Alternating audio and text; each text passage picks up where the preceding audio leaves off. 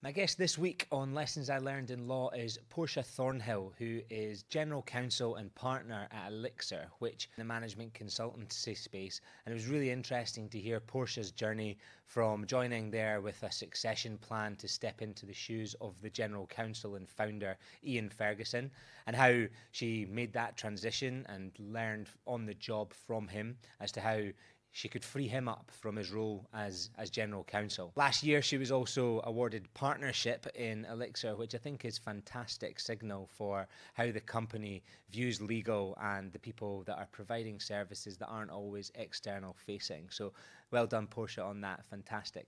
We chat about AI, leadership principles, and how she's developed those over the years. Yeah, fantastic tips and tricks in there for anyone working in-house and looking to make that shift. So hope you enjoy.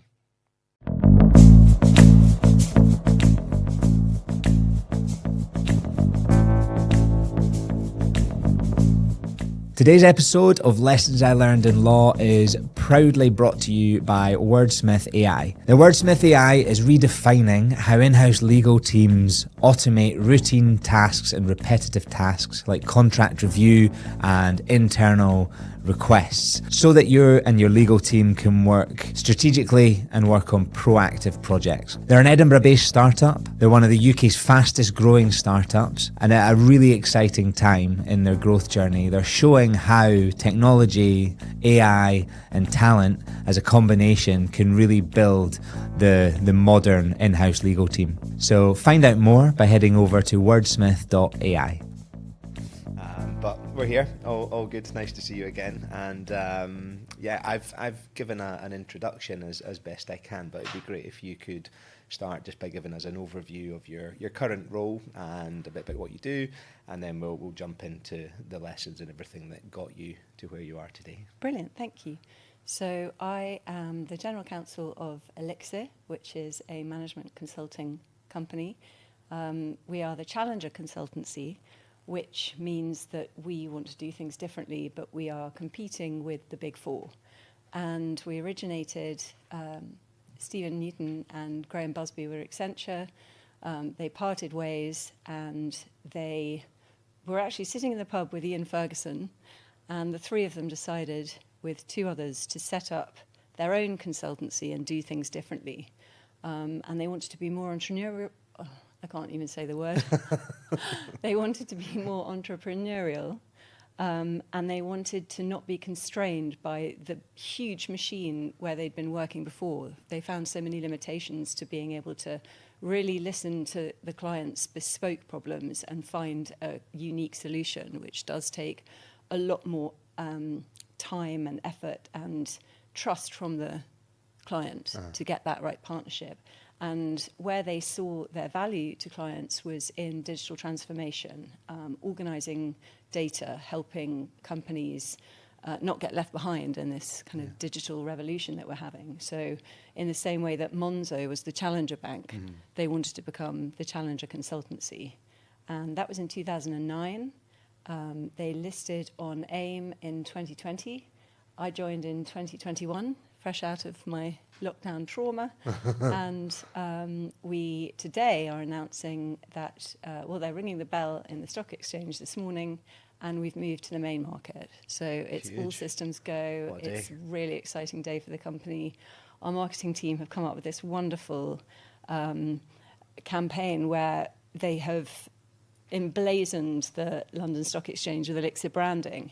And the ticker tape that goes around that usually says the names of all the companies has the names of all 700 employees. Oh, nice. So if you stare at it long enough, you see your name come up. Yeah, the credits, which is brilliant. A wonderful way to celebrate how much every single person has been involved in this kind of gargantuan effort to get us where we are. Brilliant. And so, what's been the lead up from the legal side of that main listing and movement from AIM to the main market? So we were scrutinised, all our systems and the way we operate and all our contracts were picked through with a fine-tooth comb, and we were in fantastic shape because one of the founders is also an ex-Allen Overy partner. So he's always taken a very rigorous approach to having very good robust legal contracts that cover off our risk. And we take a long time to negotiate with them, with the client, so that the client is happy, but we're also covering off the risk that we can control. And that's been very challenging because, particularly in the US, they have a very different approach to risk. And quite a lot of it has been, trying to find the right person in their organisation to talk to and explain what we're trying to do, because they haven't had those conversations before. So, cool. Oh well, it's a big day. Thank you for joining us on such a monumental occasion, and yeah, no doubt a few celebratory drinks later on this afternoon, I guess. So yeah, thank you for sharing that. But we'll jump into, if you could share your first lesson with us, which we're here to chat about. So my first lesson in moving, I was at Allen Overy for 9 years. And I was surrounded by very, very bright people who care passionately about the academia of law and the legal problem and finding what all the risks might be and then coming up with a solution. And when I left private practice, I was gobsmacked to discover that nobody else cares about the law. They really don't. They really don't even want to read the small print. They don't want to discuss it. They just want it fixed and ready to go so that their commercial transaction can get signed. And at first I felt a bit bewildered at a company where no one wanted to talk to me about changes and developments in law. And then I realised when you move in-house, it's like you're part of an orchestra and you play the drums and there is nobody else that can play the drums. So you become this unique person that people depend on. And it's wonderful because then you can understand what your company does and how those people have come to work in the company that you're in and what their passions are. And there is so much, it's much more diverse environment to work in. Was that what drew you about the move in-house at that point in time? Well, to be perfectly honest, I left Allen Overy after I had my second child, and the thought of going into work and leaving both my children in nursery, plus the fact I used to get fined every day by the nursery because I was never able to leave the building at 5:30 to go and pick them up. I just had this big moment of realization. It was like, why did I have children? I had children to enjoy them and to nourish them and to be with them. So I actually quit working and became a full-time mum, which is still the most difficult job I've ever had. And I basically got fired by my CEO and my CFO. They went to primary school and made me redundant. But it was really daunting thinking about how I would get back to work after 5 years of standing in playgrounds, trying to make sure people don't, jump off the top of the slide and, kind of organising little people to do things when they take 20 minutes to put one shoe on. And I think the lesson I learned in 5 years was patience, and it's such an important skill that I never had before. But I learned to be patient, and I learned to listen to them, and I learned how beautiful it is to spend time with small children, but it has no value to the outside world. So you become very removed from the outside world.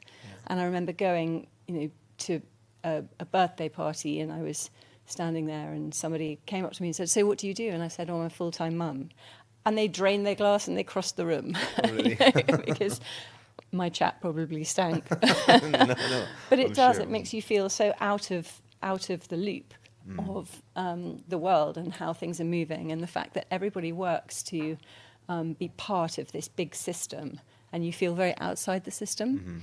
And so I was terrified about going back to work and whether I'd be able to immerse myself back into that system when I knew what was outside it. And that's when we met, and you found me my first in-house role at Johnson Matthey, which is a company that's been longest listed on the FTSE 100. And I went into the office in Paddington, and I met Amy Barclay, who is the most fantastic human being. And it was a chemical processing company. They had a lot of methane plants.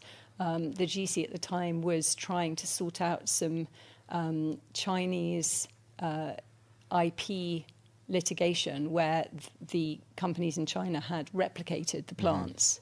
And he won a case that it was unprecedented to win an IP challenge against basically them plagiarising the plans of the I plant. remember that. Yeah, it's I remember meeting with you in your project finance at A&O, and then into looking for something broader and commercial. Yeah, so it was a a good kind of sideways in, but it really taught me that to be in-house, you really need to understand what the company does and how the company operate and what the company's drivers are. And so my project finance background was very good for that company. And then I went to, I moved to Kambi, which I decided to go to because my children started primary school about 10 minutes Boris bike up the road. Yeah. And I thought, well, I could get to the nativity play and then be in work and it would all work. And Kambi was a very well-organised Swedish sports betting software company, and they did their own odds. So it's a sports betting provider. And it was, very meticulous compliance with regulation. And the month after I joined, we had GDPR come out, and we had PASPA repealed in the US, which meant that sports betting in the States was no longer banned.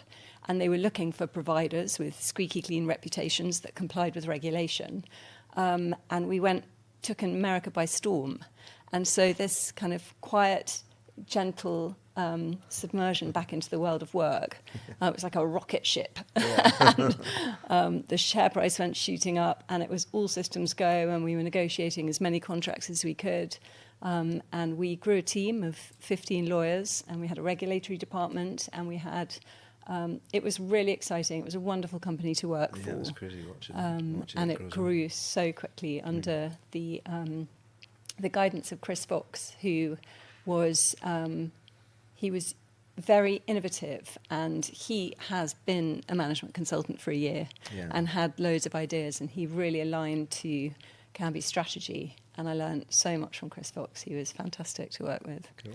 Yeah, so it's a good move back into the working world. What being a parent though, and a working parent, I think it must teaches you to juggle and to like efficiency, those skill sets and patience, like you said. Do you feel there was anything else that it brought to the organisation? I had to know exactly what was happening and when, and term times are fantastic because it runs like clockwork. And then just when you think you have a handle on it, the summer holidays come up and it throws you into disarray. But I think how I juggled work and mothering responsibilities was to make sure that as long as work were happy and the kids were happy, I was happy.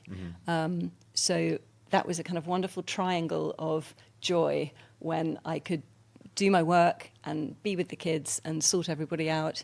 And it just means rearranging your day. So perhaps if you want to collect them at 4, you come back and you work in the evening, as long as you get everything done. And then just when I thought I got the measure of it, lockdown happened. And I was living on my own with 2 children in a basement flat, working full time, and we were doing homeschooling with no online schooling. Oh, geez. So at 9 o'clock in the morning, the teacher would release 40 pages of PDF about lowest common denominators, and they'd come spewing out of the printer, and I would be on calls, and it was a year of insanity. It was really hard. It nearly broke me. I think they were 7 and 6. Okay. So at the age where you can't neglect their education, but it was brutal. It was really hard. Yeah. Taught you a lot as well. It taught me so much, and it taught me that that online schooling, Google Classrooms, is the best invention that ever happened. Yeah. And was there anything in terms of what Kambi did? Was there innovative ways of supporting working parents, or how did you? I was the only person really affected because when the second lockdown came, they reopened nursery schools and secondary schools had online schooling. So it was really I was the only person with primary school children. And it was really, they just said, do what you can, just go play it by ear, and we're here to support you. We really feel for you. But also the share price at that time was going from 144 SEK Swedish krona to 500. because what were people doing with their furlough money? They were sitting at home and betting on Belarusian ping pong because it was the only sport that was being played, and esports, which became huge in lockdown. So we were insanely busy, and the team that I worked with were incredible. They really supported me through it. But it was a lot. It was a lot. But you know what lockdown has done for us has shown us that working from home is just as easy as it is to work in the office. And actually, when I come to the office, I'm so excited to see other humans. I tend to spend my whole day talking to people, whereas when I'm at home, I can really kind of lock in and get work done, and I tend not to stop. So I'll lift my head up and realise that it's 1 a.m, and I don't know where I've been for the last 5 hours. I've just been immersed in what I'm doing, and I don't think you can get that level of lock-in concentration in an office environment, especially in an open plan office. How on that, because I think a lot of companies we're seeing there's a drive to be back and more office presence, and 2 days a week has shifted definitely to an assumption of 3 days, and perhaps more on other occasions. How's Elixirr approached that? Well, most of the consultants work on site, so they have to be in client site, and when they're not in client site, they can work wherever they like. With the team, Ian traditionally came in, that's the former GC who's also a founder of the company, came in on Tuesdays and Thursdays. So I came in on Tuesdays and Thursdays, and we'd spend really quality time. And as the team has grown, everyone comes in on Tuesdays and Thursdays. I love being in the office. I also get a lot more done working from home. So it's very up to everybody's individual preferences. And if people have to be at home, they have to be at home. But actually, we all love being in the office so that we can see each other. And those conversations you have in an office environment are vital, especially to young people or people just starting in a new job to meet. But it is amazing how much of that you can do on Teams. You know, I've spent. We have several US companies that most of them I haven't met in person. I've met the people who I work with on contracts on Teams, and it works. So. Yeah, I think lockdown had its uses for sure. Cool. We'll move on to lesson 2. So lesson 2. I think I'd be remiss if I didn't talk about AI, because it should be something that's concerning all lawyers at the moment, and concerning them in a way that it's not going to go away, and it has proven to be incredibly useful, fantastic actually, in kind of time saving. And I think what I've learned, we have an AI company that we acquired in 2023, and they have built their own platform, and they go into clients and make use cases for them so they can see AI in practice, so that they can decide how they will integrate AI with their business by sending us test documents, and we can show them what AI can do. And AI can do anything you want it to. You just have to come up with the imagination of deciding how you want it to help your business. And we work with a lot of insurance companies that deal with huge volumes of data. And it's about organizing your data and then being able to access it at the click of a button with the right questions and the right prompts, and make it intuitive in your organization's information. And I've been blown away by some of the things that we've achieved for our clients in the AI space. And we managed to persuade our CEO to internalize budget to work on internal projects so that we could also have all these wonderful things that we were giving our clients. And so the legal team's been working very closely with the operations team and the AI team. One of my team members is currently working on a project to help us with due diligence, because we do a lot of acquisitions and we want to have as much help as we can get, because we do all our due diligence in-house. And just simple things like populate this table with all the information in this contract.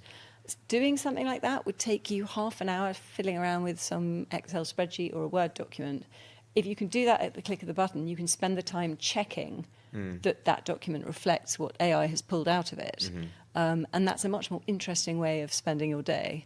And you find out a lot more about the company that you're acquiring. And I think that this is so exciting for trainees in law firms. They don't have to sit in massive data rooms doing due diligence. They can actually pull up all the basic information on an AI search and then spend their time processing, analysing it, and understanding what it means. The access is when you I think you go through I go through phases of fear and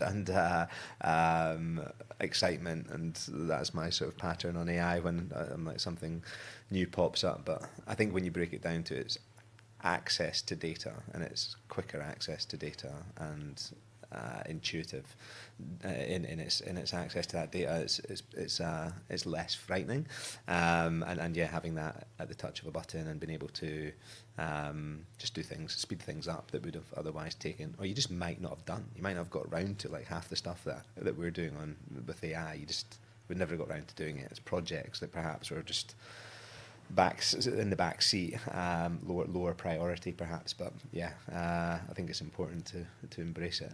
So that product that it's been developed, or that in the business has been acquired, is that like is there specific legal tech, or is it a sort of self-serving AI? It can do anything, and they specialize in creating use cases. Mm-hmm. So it's not something we're going to productize. It's something we use just as a minimum viable product. Mm-hmm. What do you want AI to do for you? Let's test it out and see how it works. Mm-hmm. What are the problems with it? What are the pitfalls? What do you love about it? Mm-hmm. And then you can capitalize on what you love about it and expand and grow. But it gives them, rather than launch in and buy an AI product off the shelf, they can explore all the options. They can make it in-house. They can develop an in-house model, or they can start with a platform that they buy and then make it bespoke for them. But once you've tried it out, the fear goes away, and you see the benefits. But you see, the pitfalls, and you can solve those with your AI adoption strategy. Yeah. And for us, we have we want our consultants to do the first draft of the contract, because they know what the services and deliverables that they have put in their proposal. Mm-hmm. And we don't want them cutting and pasting a proposal into a legal document. We want them to think about, what is the scope of this project? Mm-hmm. And we are trying to make an AI tool that helps them organise their thoughts and articulate themselves in plain English, and use all the kind of legal drafting tips that we were taught, that makes it clear and concise. And then we have some really clear contracts that anybody can pick up, whether they're a lawyer or whether they're a business person, and go, okay, I understand exactly what we're supposed to be doing and when we're supposed to be doing it by.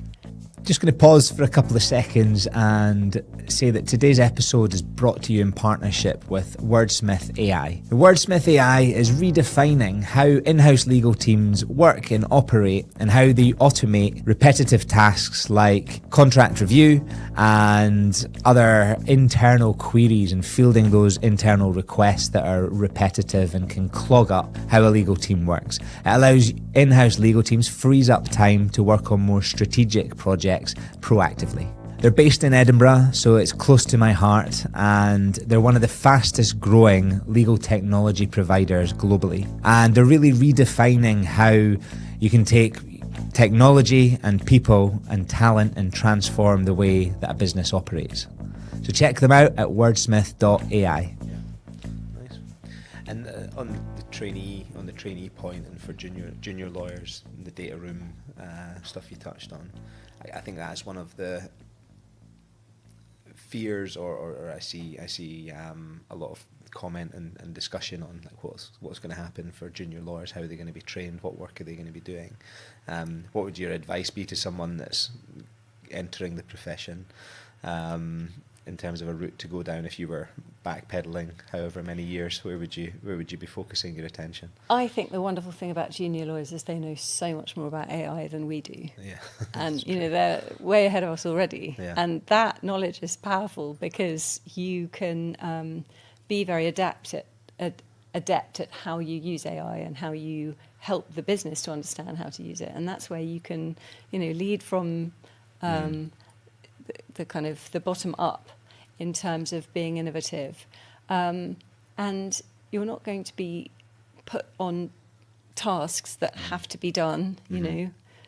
Back in the day before DocuSign, where people had to spend hours collating pieces of paper, sticking together in piles, and preparing the deal room for signing.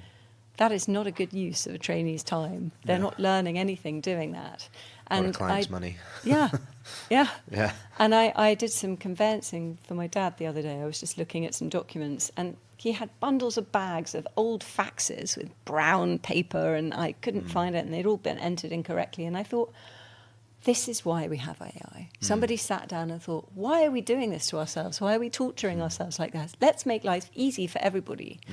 But they didn't sit down and think, let's replace humans and put them all out of a job. That's not what the idea behind it is. It's byproduct. And I think that when you're training and when you're learning, what you must remember is that AI can never replace that human touch, the comfort of speaking to somebody who knows their subject area, even if they've had help looking it up by using AI. But having that critical analysis to say, that's not quite right, or that doesn't apply to my specific set of circumstances. And, okay, it's worrying that a machine can learn and it will never forget what you teach it. But it won't experience in the moment what's happening in the room, the commercial element of what you're doing. And I think that that's where trainees in law at the moment can derive so much value by, everybody can look up. But, it's like when the internet first came out and people started self-diagnosing their health problems. People still go to doctors. You're never going to rely on Google because it tells you you've got the most horrendous disease and you're going to die tomorrow. Yeah, true. So, I think that the human element is so important, and that's never going to go away.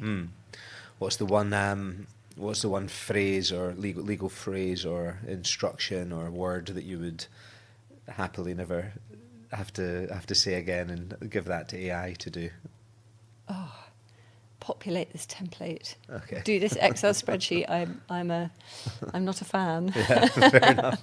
There are some wonderful consultants, and it's funny comparing consultants and lawyers. Consultants love a PowerPoint, and fiddling around with the angles on PowerPoint for me is infuriating. But they can come up with some wonderful PowerPoint slides. But also when I do internal training at Elixirr, I know I'm not going to get anywhere unless I've got a good slide deck, because they don't listen unless they can see it visualised as well. So I always get a consultant to help me out with the slides. Yeah, that must be handy. Then I can talk to them in their language. Yeah, nice. Cool. And we touched on, you mentioned one of the founders being an ex-lawyer at Elixirr. Was it Ian? So Ian Ferguson was a partner at Allen Overy for 27 years, and he was head of their telecommunications team in the corporate department. And he left Allen Overy in 2009 and set up Elixirr whilst working on several other projects. Okay. And he is... I met him in 2001. I called up a recruiter. I was looking for a job in software, and the recruiter saw my CV and saw Allen Overy on the CV and said, I've got an ex-Allen Overy partner that's been looking for somebody for a long time. Right. And he's very difficult to please. I was like, ooh, let me meet him. And I met Ian Ferguson, and he was looking for somebody to safeguard the business when he retired. But he didn't just want to hire a GC and disappear off into the sunset, which he could have done, because he has been working at Elixirr and has done such a fantastic job there. But he wants to nurture the business and make sure that the right kind of leadership fills his enormous shoes.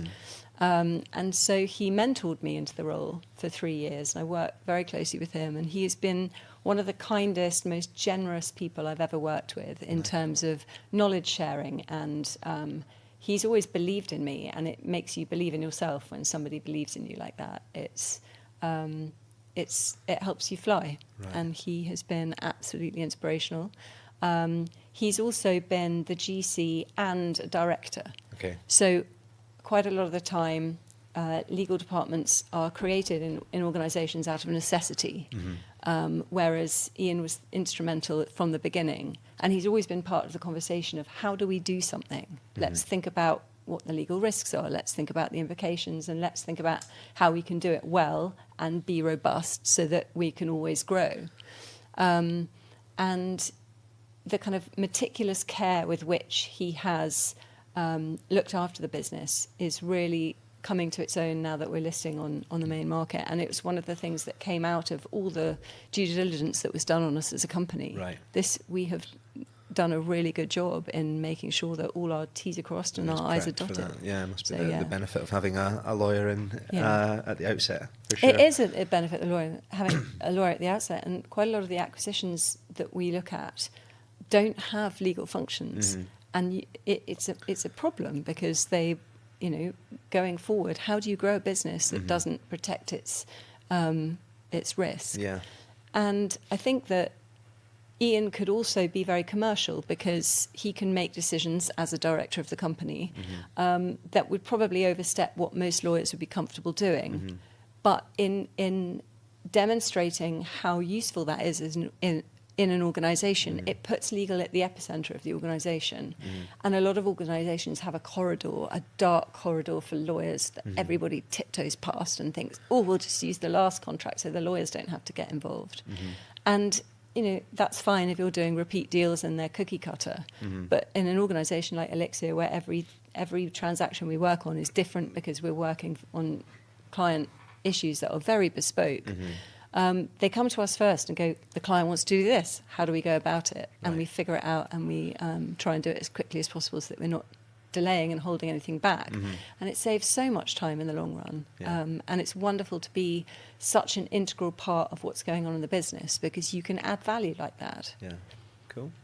And in those 3 years, like that period of joining and then like stepping in or transitioning into the GC role, what nurturing and training and sort of practical stuff was there support around that, and what did you find the most useful? I think what was most useful was when Ian interviewed me, he told me that he hadn't been on holiday for 11 years. Right. And so my raison d'etre was to enable Ian to go on holiday without anyone from the business needing him and needing to disturb him. Cool. And that empowered me to take ownership and responsibility because my mission wasn't, learn how to do this job. It was make sure people can come to me so they do not have to disturb Ian, because that man, boy, does he deserve a holiday.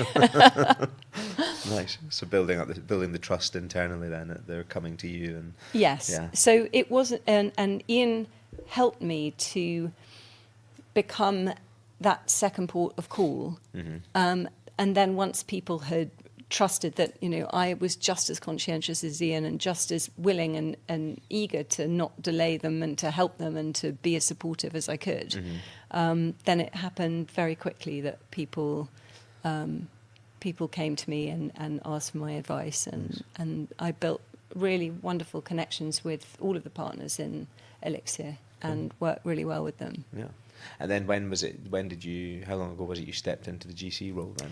So I stepped into the GC role in July last year. In fact, on the 1st of July last year. This is my 1 year anniversary as GC. Wow, what day. And I'm still here.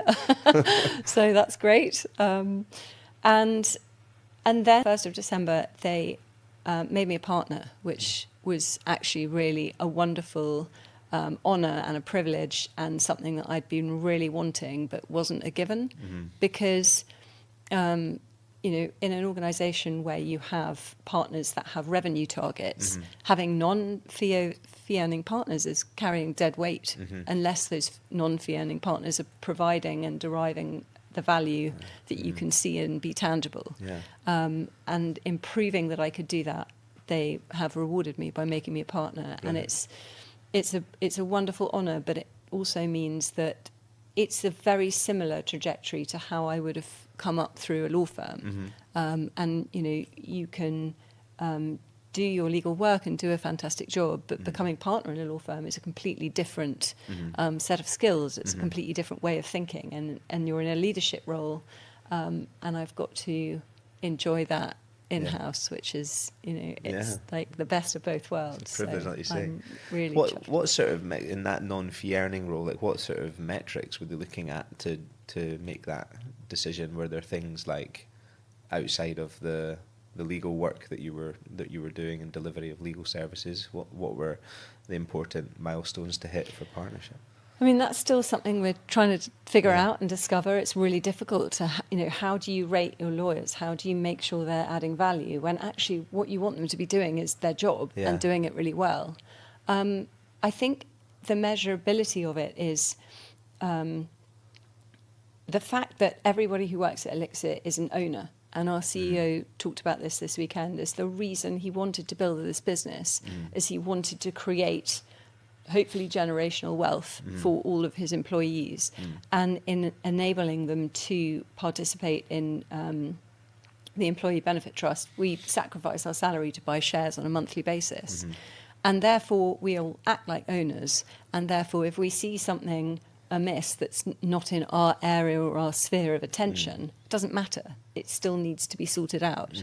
And when you have a company full of people where it's everybody's problem, that's one of the things I love most about Allen Overy, is that it was never too much trouble. Nobody said, oh, that's not my job, or that's above my pay grade. You know, if there was work to be done, you just rolled your sleeves up and you got on with it. And it's the same mentality, and it's so wonderful to work with people because there is an energy in the company that nothing's impossible. It just, some things are a bit harder and you just need to figure them out. Yeah, cool. So, yeah. Sounds good. Cool, we'll move on to lesson 3. One of the companies we acquired in end of 2023 is called Insigniam, and it is a company in the US that has clients that want to change their culture or have a breakthrough in how their organisation works, and they need that to happen from the exec level. So our partners go in to these companies and they have a full immersion 2-day workshop where they break down everybody's preconceived ideas, the context that they are operating in, and they look at communication. And how most communication is non-verbal. It's assumptions that come up in people's heads, and it kind of colours how you look at another person in your organisation. And through communication, you can really easily change that perception. And what it looks at, in particular, is where you have beef with someone in your company. Somebody annoys you, somebody you don't like working with them. If you approach a situation like that, understanding that it's actually something that you're not taking responsibility for, the reason you have that situation is because there is something you're not doing. There's something you're avoiding. You don't want to dominate the situation, or you don't want to be dominated. You want to make them wrong and you right.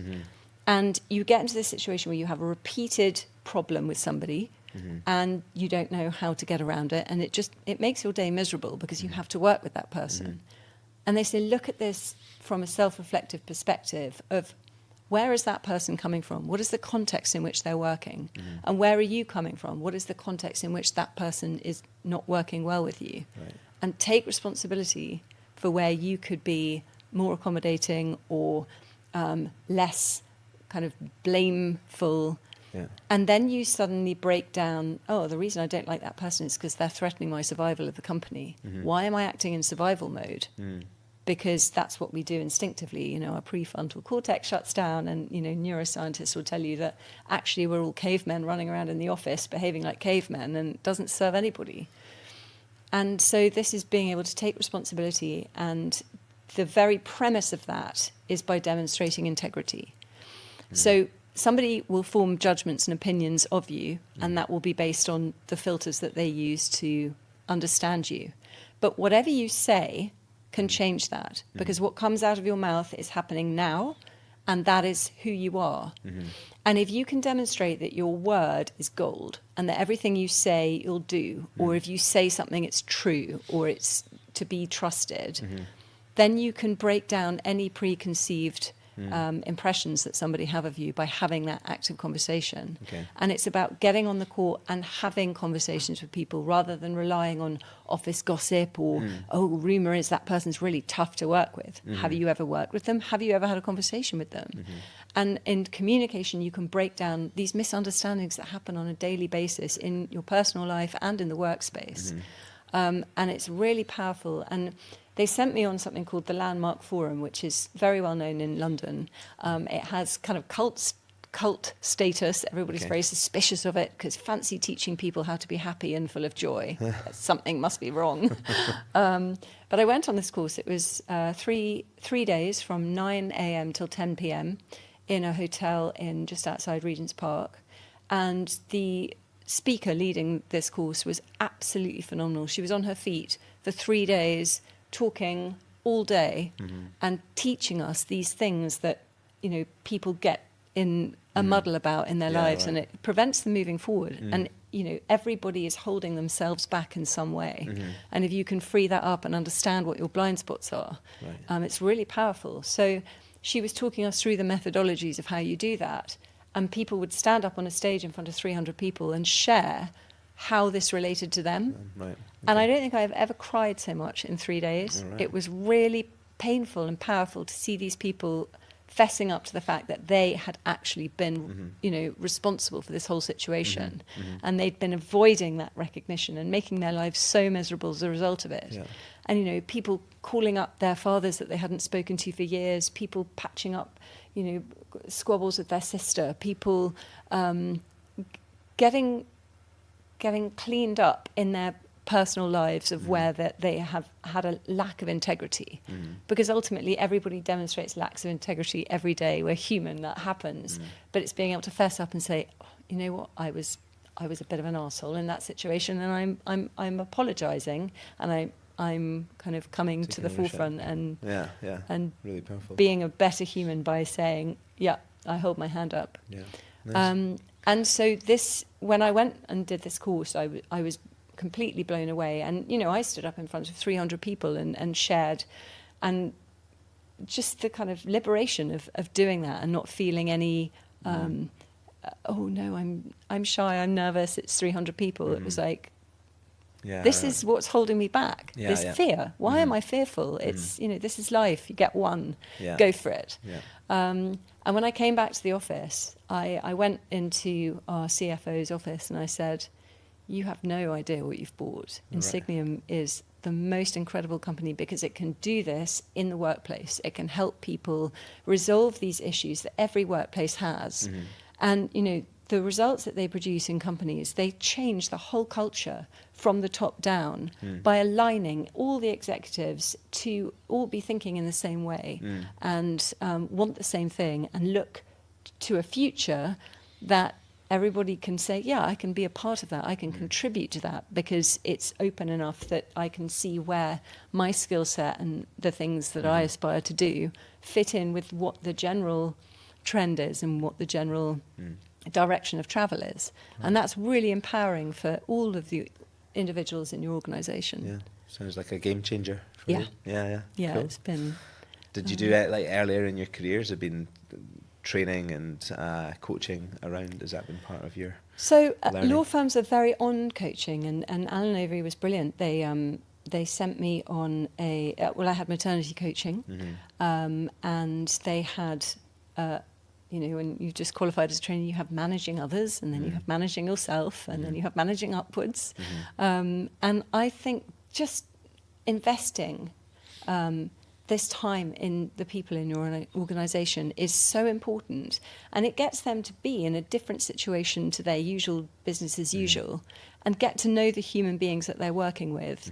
And you don't need to know everything about your colleague's personal life. You do need to know what their drivers are. You need to know what gets them out of bed in the morning. And then you can excite them about what you're being involved in if you need their help by appealing to something that interests and excites them. And then you get the best out of people because they're happy at work. And and if you don't know that, then put it all into AI, what they're interested in, and ask it to spit some stuff out. What should I do Full today, circle. AI? How should I approach Portia today? So full circle. Nice. Well, it's been lovely catching up and hearing about all the changes and the new role and everything that's going on at Elixirr. It sounds like an awesome role and awesome company to be in. Thank you for sharing your lessons and thank you for joining me. Well, Scott, thank you for all your help in my career because you were instrumental in getting me back in the saddle. When